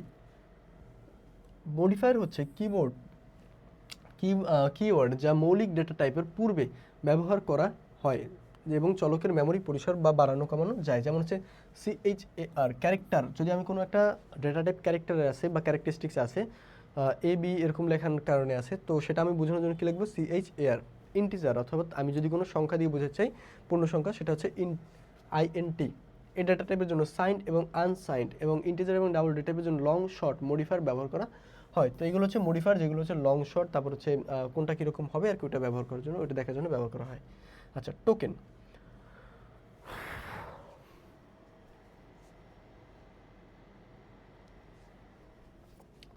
আচ্ছা, টোকেন সি প্রোগ্রামিংয়ে ব্যবহৃত ওয়ার্ড বা ক্যারেক্টার সমূহের ক্ষেত্রে টোকেন বলা হয় বিভিন্ন টোকেনের সমূহ। তো আমার একটা সি প্রোগ্রামিং ব্যবহার করার সময় ওয়ার্ড বা ক্যারেক্টারিস্টিক যেগুলো আছে এগুলো সমূহকে কি বলা হয়? আমার টোকেন বলা হয়। তো বিভিন্ন টোকেন সমূহ, যেমন আমি যদি লিখি keyword, auto, break, end, short, while, এগুলো হচ্ছে লুপের ক্ষেত্রে ব্যবহার করা হয়। অটো হচ্ছে কোনো কিছু রান করার জন্য ব্যবহার করা হয়। তারপর হচ্ছে আইডেন্টিফায়ার্স, কোনো কিছু আইডেন্টিফাই করতে চাইলে, যেমন হচ্ছে টোটাল হচ্ছে কতগুলো যোগফল নির্ণয় করে, এটা মেইন ফাংশন শুরু করার জন্য লাগে। কনস্ট্যান্ট হচ্ছে এই যেগুলো থাকে এগুলো হচ্ছে কনস্ট্যান্ট ভ্যালু। ওকে, এগুলো হচ্ছে কি আমার কনস্ট্যান্ট ভ্যালু। তারপর হচ্ছে স্ট্রিংস মানে কি? যেগুলো হচ্ছে আমাদের ক্যারেক্টারিস্টিক্স আছে, ওইটারই আমরা আরেক নাম হচ্ছে স্ট্রিংস। ওকে, এরকম থাকে হচ্ছে টোটাল, হ্যালো, তো এটা হচ্ছে স্ট্রিং বলে পাইথনে, আর সি প্রোগ্রামে আমার বলা হয় কি? ক্যারেক্টার। আচ্ছা, স্পেশাল সিম্বল, যেমন কি এটা হচ্ছে আমার bracket, second bracket, hash, dollar, তারপরে at the rate and ETC, এইগুলো যদি আমি থাকে এগুলোকে বলা হয় স্পেশাল সিম্বল। তারপর অপারেটর, যেগুলোকে নিয়ে আমি আবার কাজ করব, যে যোগ বিয়োগ গুণ ভাগ, এটা যোগের জন্য, বিয়োগের জন্য, ভাগের জন্য, গুণের জন্য, এইগুলো হচ্ছে আমার কি, এইগুলো হচ্ছে আমার অপারেটর, যেগুলো দিয়ে আমি হচ্ছে পরবর্তীতে কী করব, যে কোনো ধরনের অপারেশনে কাজে লাগাবো। লাইব্রেরি ফাংশন, আচ্ছা এটা কি? তো লাইব্রেরি ফাংশনটা হচ্ছে, আমরা একটু আগে পড়ে এসেছিলাম যে কোনো একটা মডিউল যদি আমি লিখি বা কোনো একটা ডেটা টাইপ যদি আমি লিখি, উপরে অবশ্যই আমার কী লেখা লাগে, লিঙ্কের একটা অপশন আমি রাখি। তো ওইটা দিয়ে আমি কী করি, ওইটা দিয়ে আমি হচ্ছে কোনো কিছু বিল্ট ইন যদি ফাংশন থাকে সেগুলো ব্যবহার করতাম, তাই না? তো এখানে বিল্ট ইন ফাংশনগুলো আসবে কই থেকে? বিল্ট ইন ফাংশনগুলো এমন এক জায়গায় জমা থাকে যেটা হচ্ছে একটা লাইব্রেরি বলা হয় ওটাকে, ওকে? তো বিল্ট ইন ফাংশনগুলো হচ্ছে জমা থাকে ওইখানে। বিল্ট ইন ফাংশনগুলো কী করে মূলত ওইখানে জমা থাকে, সেখান থেকে আমরা যখন কল করি বিল্ট ইন ফাংশন, যে সামের বিল্ট ইন ফাংশন আসে, তো ওইখান থেকে মূলত আসে। আর এই যে বিল্ট ইন ফাংশনগুলো, এগুলো হচ্ছে বিজ্ঞানীরা বা যারা কোডার ছিলেন তারা খুব আগেই বানিয়ে রাখছিলেন, এবং এগুলো হচ্ছে বর্তমানে ইউজ হয়, ওকে? বর্তমানে আমরা এগুলো ইউজ করি, কী করি, কাজ করি। আর বিল্ট ইন ফাংশনগুলো হচ্ছে একবার বানিয়ে রাখছেন এবং ওইটা দিয়ে সারা জীবন কাজ করে। তো ওইটাও মূলত একটা কোডই ওনারা করে বানিয়ে রাখছেন, এখন আমরা হচ্ছে এটা কাজে লাগাই, আমরা নিজেরা না করে, ওকে? আচ্ছা, লাইব্রেরি ফাংশন হলো এমন একটি ফাংশন যা ভেরিফাইড প্রোগ্রামাররা লিখতে হয় না, ওকে? যেগুলো বিশেষ কিছু কার্য সম্পাদনের জন্য সি কম্পাইলার বা বিল্ট ইন থাকে, অর্থাৎ বিল্ট ইন মানে হচ্ছে তৈরি করা, অবশ্যই তৈরি করা আছে, ওকে? শুধু প্রয়োজনে সেগুলো তাদের নিজস্ব ফরম্যাট অনুযায়ী মেইন ফাংশনে কী করা হয়, ব্যবহার বা কল করা হয়। যেমন হচ্ছে স্ক্যান এফ, প্রিন্ট এফ, তারপর হচ্ছে গেটস এফ, পুটস, তারপর হচ্ছে গেট চার বা হচ্ছে ক্যারেক্টার আর কি, পুট ক্যারেক্টার অ্যাপস, এটা হচ্ছে অ্যাবসোলিউট ভ্যালু নির্ণয় করে। তারপর হচ্ছে পাওয়ার বি এর পাওয়ার পি এরকম করে আসে। তারপর হচ্ছে স্কোয়ার, তারপর হচ্ছে এটা কী করে, স্কোয়ার করে আসে, মানে রুট হয়ে আসে আর কি। তারপর হচ্ছে সাইন, কস, টেন, তারপর হচ্ছে আর অ্যান্ড, এগুলো আছে ইত্যাদি। হলো কি, ইত্যাদি হচ্ছে লাইব্রেরি ফাংশন। এক্ষেত্রে প্রতিটি লাইনের লাইব্রেরি ফাংশনের নিজস্ব হেডার ফাইল প্রোগ্রামের শুরুতে লিখতে হয়। আচ্ছা, ওই যে আমরা দেখলাম লিঙ্ক যার থাকে তার একটু উপরেই আমার কি থাকে, হেডার ফাইল থাকে, যেখানে হচ্ছে আমি কি সুন্দর করে হেডার লিখে দিই যে এটা আমি ইউজ করতেছি বা এই ফাংশনটা আমি ইউজ করবো, ওকে? লাইব্রেরি ফাংশন, লাইব্রেরি ফাংশন মূলত কত প্রকার? লাইব্রেরি ফাংশন মূলত দুই প্রকার, একটা কি সংখ্যাবাচক ফাংশন আর একটা কি আমার সি ফাংশন। যে ফাংশনের গাণিতিক কার্য সম্পাদন করে তাকে সংখ্যাবাচক ফাংশন বলে। অর্থাৎ কোনো একটা ফাংশন যদি গাণিতিক কার্য সম্পাদন করে, যোগ বিয়োগ গুণ ভাগ পাওয়ার এগুলো, তো তাকে আমার কি বলা হয়, সংখ্যাবাচক ফাংশন। যেমন কি পাওয়ার বিকিউ, তারপর হচ্ছে স্কোয়ার, তারপর হচ্ছে সাইন, তারপর হচ্ছে আর অ্যান্ড এগুলো, ওকে? স্ট্রিং ফাংশন, এটা কি, যে ফাংশন স্ট্রিং নিয়ে কাজ করে, অর্থাৎ ক্যারেক্টারিস্টিক নিয়ে কাজ করে, CHAR, ক্যারেক্টারিস্টিক এগুলো নিয়ে কাজ করে, তাকে আমার কি বলা হয়, স্ট্রিং ফাংশন বলে। যেমন কি স্ট্রিং কপি, তারপর হচ্ছে স্ট্রিং ক্যাট, স্ট্রিং ক্যাম্প ইত্যাদি হচ্ছে আমার কি স্ট্রিং ফাংশন। অর্থাৎ আমাদের দেখলাম যে দুইটা ফাংশন থাকে, যেগুলো হচ্ছে গাণিতিক নিয়ে কাজ করে সেটাকে আমার কি বলা হয়, সেটাকে আমার বলা হয় সংখ্যাবাচক, আর যেগুলো হচ্ছে স্ট্রিং নিয়ে কাজ করে বা ক্যারেক্টারিস্টিক নিয়ে কাজ করে সেগুলো হচ্ছে স্ট্রিং ফাংশন, ওকে? আচ্ছা, এবার আসেন লাইব্রেরি ফাংশন। কিছু কিছু লাইব্রেরি ফাংশন আমরা দেখি, বিভিন্ন লাইব্রেরি ফাংশন। তো লাইব্রেরি ফাংশনের মধ্যে যেমন আছে scan f, print f, gets f, puts, get char মানে ক্যারেক্টার আর কি, পুট ক্যারেক্টার এগুলো। তো এগুলোর হেডার ফাইল কী হয়, যদি আমি এগুলো ব্যবহার করতে চাই তাহলে হেডার ফাইলে আমার লিখে আসতে হবে studio.h, ওকে? এগুলো যদি আমি ব্যবহার করতে চাই studio.h লিখে আসতে হবে। এখন যদি আমি ম্যাথের কিছু ব্যবহার করতে চাই, অর্থাৎ ম্যাথমেটিক্যাল কিছু, যেমন square, power, absolute value, sine, cos, tan, আর এন্ড, তো এগুলো যদি আমি ব্যবহার করতে চাই তখন হচ্ছে আমার ম্যাথ ফাংশন ব্যবহার করতে হবে, math.h। আচ্ছা, math.h, ওকে? এটা ব্যবহার করতে হয়। এবার যদি আমি এরকম কিছু ব্যবহার করি, ক্লিয়ার স্কয়ার, তারপর হচ্ছে গেট এইচ, তারপর হচ্ছে পুট এইচ, এগুলো যদি ব্যবহার করি তাহলে হচ্ছে কোনীয় এইচ, কোনীয়.h। আচ্ছা, এই ফাংশনগুলো কাজ কি বা কোনটা কোন কাজে ব্যবহার হয় তাও আমরা পরবর্তীতে দেখব। আচ্ছা, star copy, star cat, star camp এগুলোর জন্য আমাদের কী লিখতে হয়, এটার জন্য আমার ক্যানিও এইচ, ওকে? তো এইগুলো হচ্ছে আমাদের এগুলোর ব্যবহার। তো কিভাবে আমরা এটাকে ব্যবহার করব বা কিভাবে আমরা এটা নিয়ে কাজ করব, কাজও সম্পাদন করব, বা কীভাবে হচ্ছে আমরা এটাকে কপি করে লিখবো বা কোডের মধ্যে আমরা হচ্ছে ইমপ্লাই করবো, সো সেটা হচ্ছে আমরা পরবর্তীতে দেখব। চলেন তাহলে পরবর্তী লেকচারে যাই। বলছে কি কিওয়ার্ড। আচ্ছা, কিওয়ার্ড হচ্ছে একটি প্রোগ্রামের ভাষার পূর্ণ নির্ধারিত কিছু শব্দ। তো এগুলো হচ্ছে যদি আমি একটা কোনো প্রোগ্রাম লিখি, বিল্ট ইন কিছু শব্দ থাকে আমার কাছে, সেই বিল্ট ইন শব্দগুলোকে লিখলে অটোমেটিক হচ্ছে আমার কি চলে আসে, অটোমেটিক সেটার কাজ আমার হচ্ছে বা ফাংশনটা হচ্ছে কল হয়ে যায় বা ফাংশনটা চলে আসে। তো এই যে আমি ফাংশনটাকে কল করলাম বা ফাংশনটা চলে আসলো, এটাকে আমার কী বলা হয়, এটাকে আমার বলা হয় কিওয়ার্ড। কিওয়ার্ড হচ্ছে একটি প্রোগ্রামিং ভাষার পূর্ণ নির্ধারিত কিছু শব্দ। প্রতিটি কিওয়ার্ড প্রোগ্রামের একটি নির্দিষ্ট কার্য সম্পাদন করে থাকে। কিওয়ার্ড সবসময় ছোট হতে অক্ষর লিখতে হয়। তো কিওয়ার্ডটা যেটা আছে সেটা কি সবসময় ছোট হাতের অক্ষর দিয়ে শুরু হয়।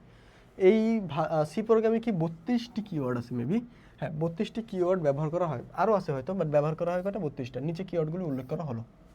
আচ্ছা, যেমন হচ্ছে auto, break, case, character, constant, continue, default, do, if, goto, তারপর গোটোটা হচ্ছে কার্য সম্পাদন করতেই থাকে, ফর, ফ্লোট, এক্সটার্ন, তারপর হচ্ছে এনাম, তারপর হচ্ছে এলস, ডাবল, আশা করি এগুলো মোটামুটি সবাই জানে। তারপর হচ্ছে integer, long, register, return, short, signed, তারপর হচ্ছে সাইজ অফ, তারপর হচ্ছে স্ট্যাটিক। স্ট্যাটিক মানে হচ্ছে এটাকে স্ট্যাটিক না জানতে পারে, এটা হচ্ছে কোনো একটা প্রোগ্রামকে যদি আমি স্থির করতে চাই বা ওর পর আমি হচ্ছে আর কাজ করতে চাচ্ছি না এখন, পরে এসে আবার করবো, তখন হচ্ছে এটাকে স্ট্যাটিক করে দিই। আচ্ছা, স্ট্রাক্ট, তারপর হচ্ছে সুইচ, টাইপ, ডেফ, তারপর হচ্ছে ইউনিয়ন, তারপর হচ্ছে আনসাইন্ড, ভায়োলেট, দেন হচ্ছে হোয়াইল। ওকে, হোয়াইল হচ্ছে লুপ আর ফর হচ্ছে লুপের জন্য ব্যবহার করা হয়। তো এই যে 32টা মোট কিবোর্ড থাকে, এগুলো অনেকেই নাও জানতে পারে, বাট আমি যখন ফাংশনগুলোকে লিখবো তখন হচ্ছে আমি আবার কল করবো এগুলোকে, তো তখন হচ্ছে আমি বলবো কোনটার জন্য কী ব্যবহার করা হয়। ওকে, তো মূলত হচ্ছে এইগুলোই হচ্ছে আমার ব্যবহার করা হয়, এবং এগুলো কিওয়ার্ডগুলো আমার কিসের জন্য ব্যবহার করা হয়, যদি আমি কোনো প্রোগ্রাম লিখি, প্রোগ্রামটাকে সহজ করার জন্য আমি ব্যবহার করি, এবং এটা ছোট হাতের অক্ষর দিয়ে শুরু হয়। এবার আসি প্রোগ্রাম ভাষা। কিওয়ার্ড ব্যবহারের নিয়ম। কিওয়ার্ডের নাম একটি একক শব্দে হয় এবং মাঝে কোনো ফাঁকা থাকতে পারবে না। কিওয়ার্ডের প্রতিটি বর্ণ ছোট হাতের শুরু হবে। একত্রে দুটি কিওয়ার্ড ব্যবহার করলে মাঝখানে একটি ফাঁকা স্থান দিতে হবে। আমি যদি একত্রে দুইটা কিওয়ার্ড ব্যবহার করতে চাই, তাহলে মাঝখানে আমার কী করতে হবে, একটা ফাঁকা স্থান দিতে হবে। ওকে, আইডেন্টিফায়ার। আচ্ছা, সি প্রোগ্রামের প্রতিটি উপাদানের একটি করে নাম দেওয়া হয়, যাকে আইডেন্টিফায়ার বলা হয়। সি প্রোগ্রামে কি প্রত্যেকটি উপাদানে আমরা একটি করে নাম দেই, যাকে আমরা কি বলি, আইডেন্টিফায়ার। একটি প্রোগ্রামের প্রতিটি আইডেন্টিফায়ারকে অদ্বিতীয় নাম থাকতে হয়। আচ্ছা, একটি প্রোগ্রামের আমার কি প্রতিটি আইডেন্টিফায়ারকে অদ্বিতীয় নাম থাকতে হয়। আচ্ছা, আইডেন্টিফায়ার যে প্রধান দুটি ভাগ করা হয় যায় তাকে আমার কি বলা হয়, একটা বলা হয় ভ্যারিয়েবল বা চলক, আর একটা বলা হয় ধ্রুবক বা কনস্ট্যান্ট। তো ভ্যারিয়েবলটা পরিবর্তনশীল, ধ্রুবকটা আমার পরিবর্তনশীল না, আমরা জানি এটা। চলক বা ভ্যারিয়েবল যেটা আছে আমরা সেটা নিয়ে একটু আলোচনা করি। বলছে কি, প্রোগ্রামের নির্বাহের সময় যে সকল রাশির মান পরিবর্তন হয় তাদেরকে চলক বলা। অর্থাৎ প্রোগ্রাম আমরা যখন তৈরি করব তখন যে সকল রাশির মান আমরা পরিবর্তন করতে পারবো তাকে বলা হয় আমার চলক। আচ্ছা, এবার আসি, চলক হচ্ছে মেমোরি, লোকেশন, নাম বা ঠিকানা। প্রোগ্রামে যখন কোনো ডেটা নিয়ে কাজ করা হয় তখন সেগুলো কম্পিউটারের র্যামে অবস্থান করে। আমি যখন একটা প্রোগ্রামের ডেটা নিয়ে কাজ করব তখন সেটা কি কম্পিউটারের র্যামে অবস্থান করে। প্রতিবার প্রোগ্রাম নির্বাহের সময় মেমোরিতে ভেরিয়েবলগুলো অবস্থান এবং সংরক্ষিত মান পরিবর্তন হতে পারে, তাই এদেরকে ভ্যারিয়েবল বলা হয়। অর্থাৎ আমি যখন এগুলোকে সংরক্ষণ করি, আমি চাইলে পরবর্তীতে এগুলো কী করতে পারি, আবার মডিফাই করতে পারি বারবার। ওকে, সো যেহেতু মডিফাই করতে পারি, যেহেতু আমি চেঞ্জ করতে পারি, সেহেতু আমাকে এটা কী বলা হয়, ভ্যারিয়েবল। এবার সে কনস্ট্যান্ট। আচ্ছা, ভ্যারিয়েবলটা একটু শেষ করে নিই। ভ্যারিয়েবলে আরও কিছু আসে, যেমন ঘোষণা এবং নামকরণের নিয়মাবলী। তা আমি একটা ভ্যারিয়েবল কীভাবে ঘোষণা করবো এবং নামকরণ করবো। সি ভাষায় প্রোগ্রাম রচনা করতে প্রয়োজনীয় ভ্যারিয়েবলের ঘোষণা করার কিছু নির্দিষ্ট নিয়ম রয়েছে, যা নিচে দেয়া হলো বা উল্লেখ করা হলো। প্রথম অক্ষরটি অবশ্যই অ্যালফাবেটিক ক্যারেক্টার হতে হবে। অর্থাৎ প্রথম যে আমার ক্যারেক্টারটা আছে সেটা আমার কি অ্যালফাবেটিক হতে হবে, অর্থাৎ ABCD এরকম তো হতে হবে। তো এ থেকে জেড, ছোট হাতের হলেও সমস্যা নেই, বড় হাতের হলেও সমস্যা নেই, বাট যে কোনো একটা অ্যালফাবেটিক শব্দ লিখতে হবে। কোনো অঙ্ক বা চিহ্ন দিয়ে শুরু করা যাবে না। ওকে, ভ্যারিয়েবলের মাঝখানে শুধু কী থাকবে বলো তো, যদি আমি ভ্যারিয়েবলের মাঝখানে আমি যদি লিখতে চাই কোনো সংখ্যা, কোনো গ্যাপ থাকবে না, এবং সেখানে যদি আমি গ্যাপ দিতে চাই, যে আমি এরকম লিখব মাই নেম, এটা যদি দিতে চাই তাহলে নিচে আন্ডারস্কোর দিতে হবে, দিয়ে এই যে দুটোকে এটা কী করতে হবে, একসাথে করে দিতে হবে, তারপর হচ্ছে আমি লিখব। কোনো অঙ্ক বা চিহ্ন দিয়ে তৈরি করা যাবে না, এটা অবশ্যই। একই ফাংশনে একই নামে একাধিক ভ্যারিয়েবল তৈরি করা যাবে না। যেমন আমি ধরলাম একটা ফাংশন লিখলাম, সেখানে লিখলাম X is equal to input number এর নাম্বার ইনপুট করলে এটা নিবে, আবার লিখলাম X is equal to input number B. তো এটা তো আসলে করা যাবে না, কারণ আমি যখন এর ইনপুট দিতে যাব তখন দেখা যাবো এটা বি নিয়ে নিছে, আবার এও নিজেও নিয়ে নিছে। ওকে, আবার যখন বি এর ইনপুট দিতে যাব তখন দেখলাম যে এ নিয়ে নিছে, আবার বি সেটা নিয়ে নিছে। ওকে, তো ভ্যারিয়েবলগুলোকে চেঞ্জ হয়ে যাবে বারবার, যার কারণে আমার একই ফাংশনের একাধিক ভেরিয়েবল নিতে গেলে সেই ভেরিয়েবলের নামগুলোকে পরিবর্তন হতে হবে, অথবা চেঞ্জেবল হতে হবে, অথবা ভিন্ন হতে হবে। ওকে, সোজা কথায় ভিন্ন হবে। চলক বা ভ্যারিয়েবল। ভ্যারিয়েবল ঘোষণা বা নামকরণের নিয়ম। ভ্যারিয়েবলের নামকরণে ইংরেজি ছোট এবং বড় হাতের অক্ষরগুলি বিভিন্ন অর্থ বহন করে। কোনো keyword, function, statement, reserve word ইত্যাদি ভ্যারিয়েবল হিসেবে ব্যবহার করা যাবে না। ভ্যারিয়েবলের 31টি ক্যারেক্টারের বেশি হতে পারবে না। অর্থাৎ আমি যদি একটা ভ্যারিয়েবল লিখতে চাই, সেটা কি কতগুলো ক্যারেক্টার হতে পারবে? সর্বোচ্চ আমার 31টি ক্যারেক্টার হতে হবে, এর বেশি ক্যারেক্টার হতে পারবে না। কারণ একটু চিন্তা করে দেখেন, যখন আমি কোনো একটা সংখ্যা লিখবো, যে মাই নেম ইজ, পরে আমি আমার নাম লেখা শুরু করলাম, এরপর আমি গিয়ে লিখলাম এইখানে, বা আমি যদি এরকম লিখি মাই ব্যালেন্স, আমার যদি ফোন নাম্বার এরকম দিই, আমার যে মাই ব্যালেন্স বা কারেন্ট ব্যালেন্স যেটা আছে, আমি যদি সেটা লিখি, অ্যান্ড দেন যদি আমি লেখা শুরু করি যে আমি কী সিম ইউজ করি, সিমের নাম্বার কি, অ্যান্ড সবগুলো যে আমি লিখি, পরে আমি যদি এইখানে দিই 5, তাহলে এত বড় ভ্যারিয়েবলের জন্য আমার তো এই নামটা পরবর্তীতে ইউজ করতেও সমস্যা হবে, তাই না? তো আমরা ইউজ করি মোটামুটি এইটাই ইউজ করি, আমরা ওই 5 কিন্তু আর ইউজ করি না, পরে যদি আমরা এইটাই ইউজ করি ভ্যারিয়েবলটা। ওকে, তো যেহেতু আমরা এইটা ইউজ করি, আর এত বড় সংখ্যা যেহেতু আমি লিখবো না, তাহলে তো আমি ওইটাই লিখতে পারতাম। তো এর জন্য হচ্ছে আমি কী করবো, ছোটো করে লিখি, যেমন হচ্ছে লিখি আমরা ছোটো হাতের সাংকেতিক চিহ্ন দিই, যে ফোন ব্যালেন্স শেষ, দেন হচ্ছে আমরা সমান দিয়ে 5 লিখে দিই, বা লিখে দিই, এর মানটা পরবর্তীতে আমরা যখন যে ইনপুট করি।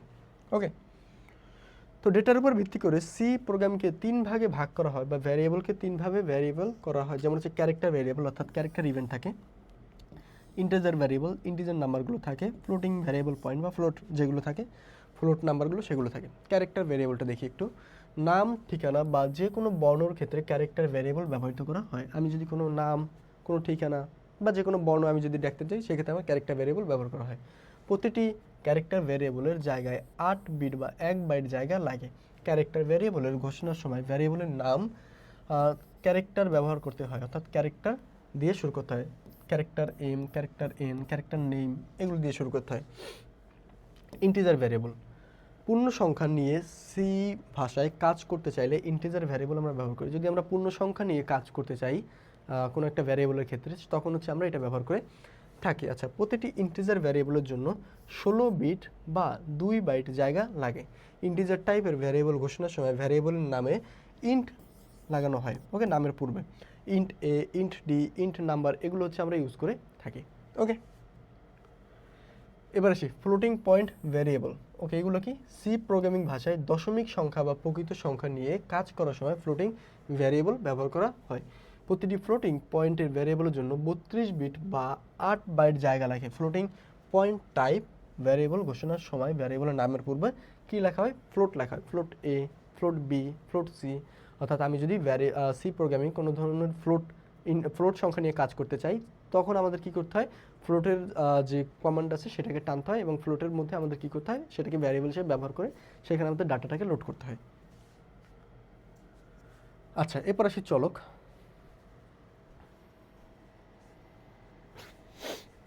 আচ্ছা, এবার আসি চলক। ডিক্লারেশনের উপর ভিত্তি করে ভ্যারিয়েবলকে 2 ভাগে ভাগ করা হয়। আচ্ছা, ভ্যারিয়েবল না, এটা চলক, এটা চলক। এটা কি চলকের জন্য লিখছে? না, এখানে একটু কারেকশন হবে। এইটা আসলে ভ্যারিয়েবলেরই ভাগ লিখছে, বাট এখানে লিখে রাখছে চলক। এটা একটু হয়তো টাইপিং মিস্টেক হতে পারে, এটা ভ্যারিয়েবল হবে। ওকে, সুতরাং আমরা এইটুকু বাদ দিই, এটা আমি ওকে।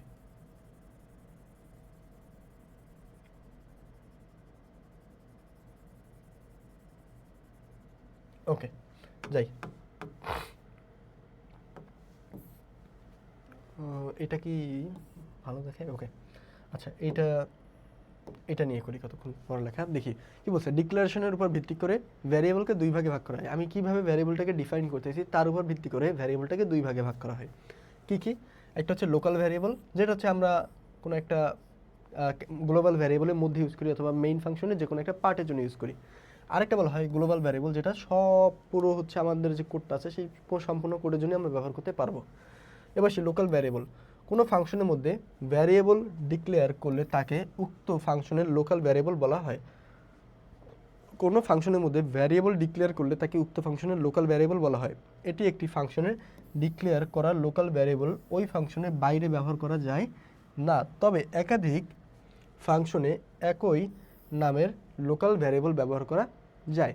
ওকে, এবার আসি গ্লোবাল ভ্যারিয়েবল। আচ্ছা, ফাংশনের বাইরে প্রোগ্রামের শুরুতে যেসব ভ্যারিয়েবল ডিক্লেয়ার করা হয়, অর্থাৎ একেবারে প্রোগ্রামের শুরুতে, যে প্রোগ্রাম শুরুতে যেহেতু লেখা হয়েছে তার মানে এটা সম্পূর্ণ ফাংশনের জন্যই খাটবে, তো এটাকে আমার কী বলা হয়? Global variable. তো গ্লোবাল ভ্যারিয়েবল বলা হয়। এই ধরনের ভ্যারিয়েবলের কর্মকাণ্ড কোনো একটি ফাংশনের জন্য সীমাবদ্ধ নয়, বরং সকল প্রোগ্রামের জন্যই ব্যবহৃত হয়ে থাকে। ওকে, তো এটা হচ্ছে সকল প্রোগ্রামের জন্য ব্যবহার হয়ে থাকে, আর এটা হচ্ছে নির্দিষ্ট একটা ফাংশনের জন্য ব্যবহার হয়ে থাকে। ওকে, এদের মধ্যে একটু পার্থক্য দেখি। লোকাল ভ্যারিয়েবল অ্যান্ড হচ্ছে আবার কি গ্লোবাল ভ্যারিয়েবল। কোনো ফাংশনের মধ্যে ভ্যারিয়েবল ডিক্লেয়ার করলে তাকে উক্ত ফাংশনের লোকাল ভ্যারিয়েবল বলা হয়। আচ্ছা, এটা কিন্তু ইম্পর্টেন্ট, খ নাম্বারের জন্য খুবই ইম্পর্টেন্ট এটা।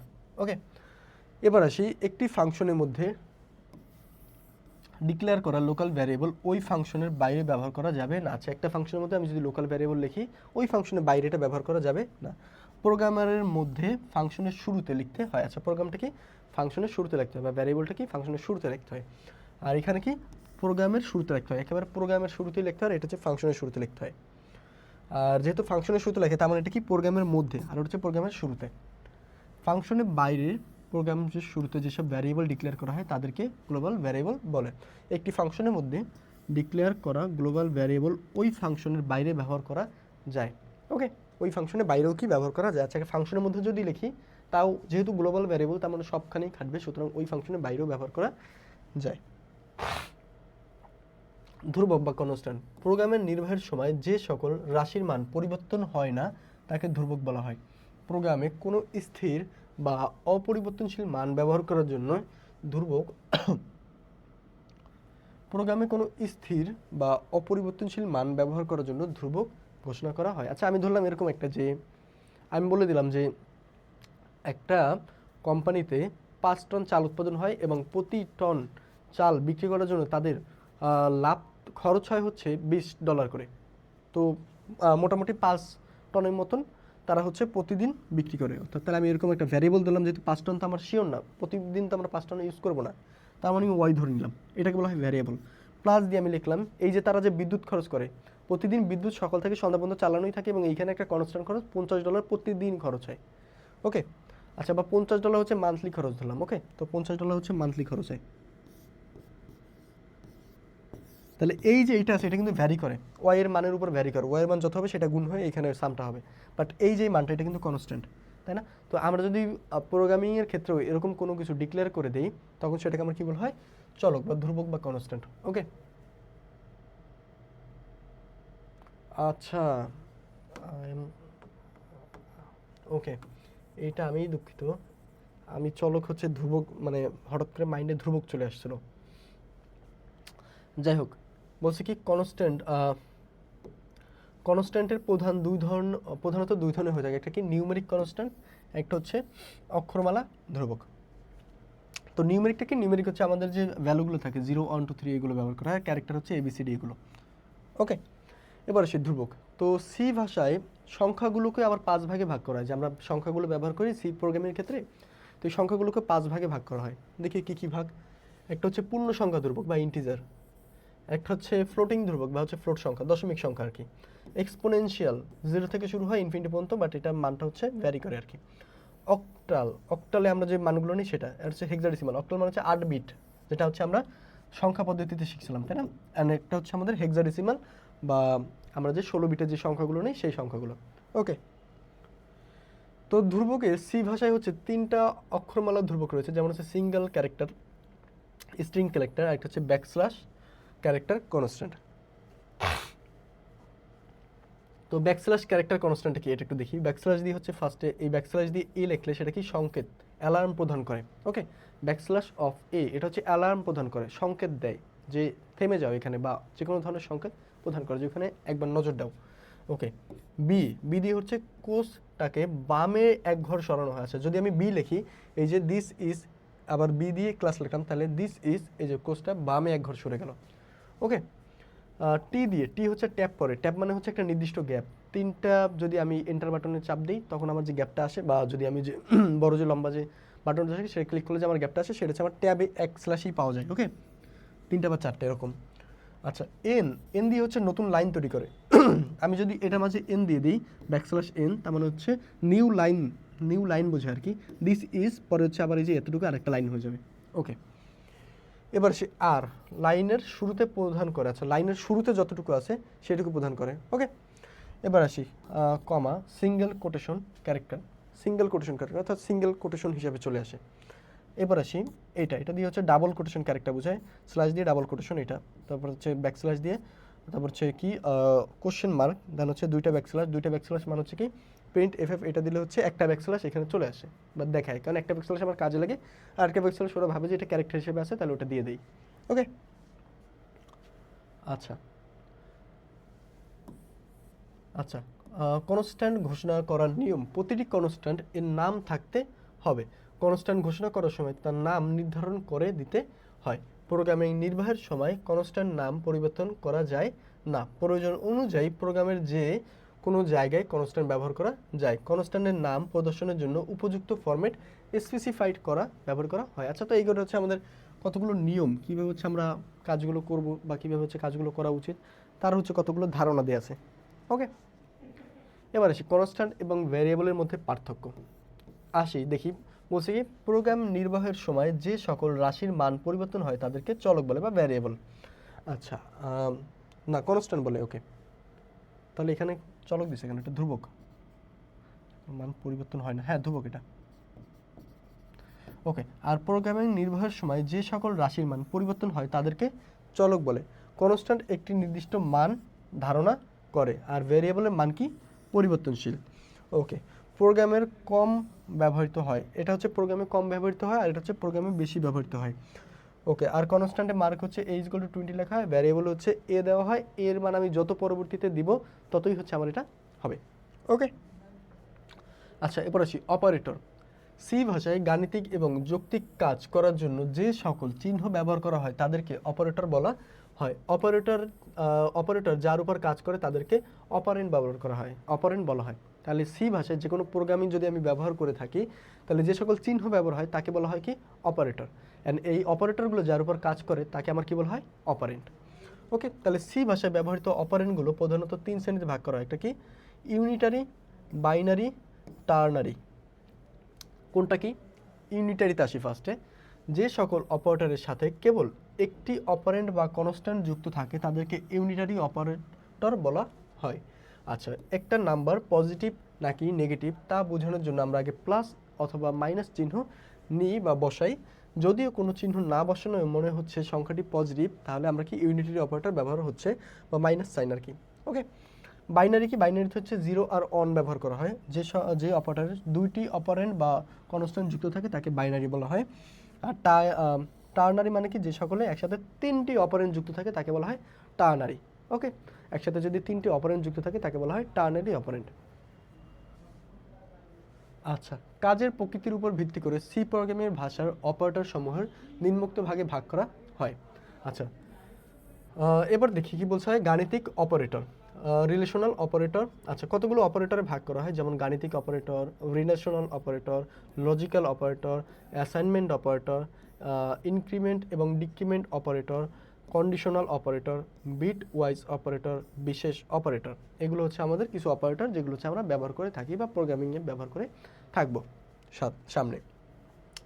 আচ্ছা, কিছু অপারেটর বা অ্যারিথমেটিক অপারেটরস আছে, তার নাম এখানে দেওয়া আছে, যেমন কাজ, যোগ, বিয়োগ, গুণ, ভাগ এগুলো করার জন্য ব্যবহার করা হয়, এগুলো আমার দেওয়া আছে।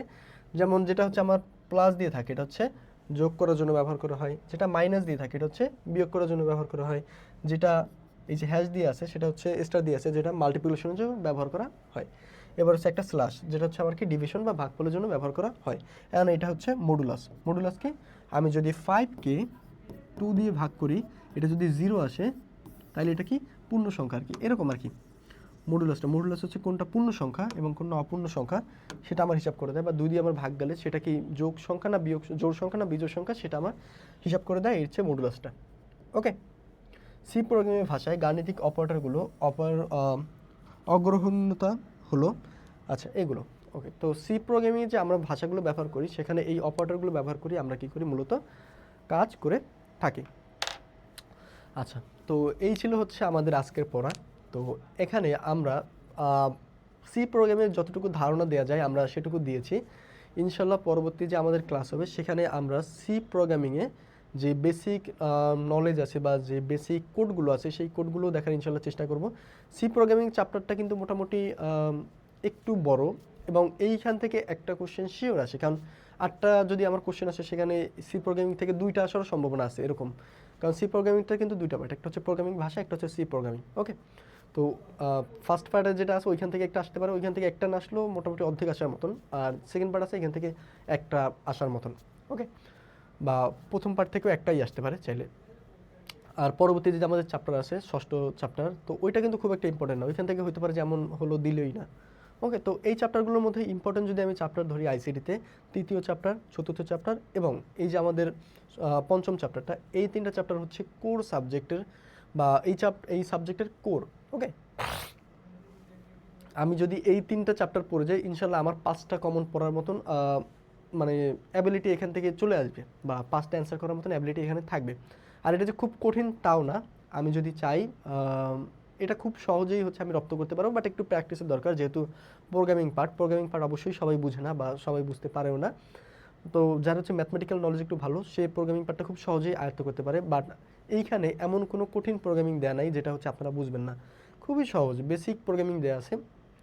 আমি যদি কোনো প্রোগ্রাম শুরু করতে চাই তখন হচ্ছে আমার যতটুকু জ্ঞান দরকার, তো সেই জ্ঞানটুকু হচ্ছে এখানে ডেলিভার করা আছে। ওকে, তো আপনারা যখন একটা প্রোগ্রামিং শুরু করবেন বা পরবর্তীতে যারা কোডার হতে চান বা পরবর্তীতে যারা আইটি সেক্টর আসতে চান, তারা হচ্ছে আপনারা এই সাবজেক্টটায় বা এই চ্যাপ্টারের মধ্যে বা এই বইয়ের মধ্যে এই চ্যাপ্টারটা একটু ভালো মতন নজর দিতে পারেন। ওকে, তো এতটুকুই আজকের জন্য, পরবর্তী ক্লাসের জন্য আমন্ত্রণ জানিয়ে আমি আজকের ক্লাস শেষ করছি। নেক্সট ক্লাস হয়তো বা আমরা সি প্রোগ্রামিংয়ের আরও সামনের কিছু যে পড়া আছে সেই পড়াগুলো দেখব ইনশাল্লাহ।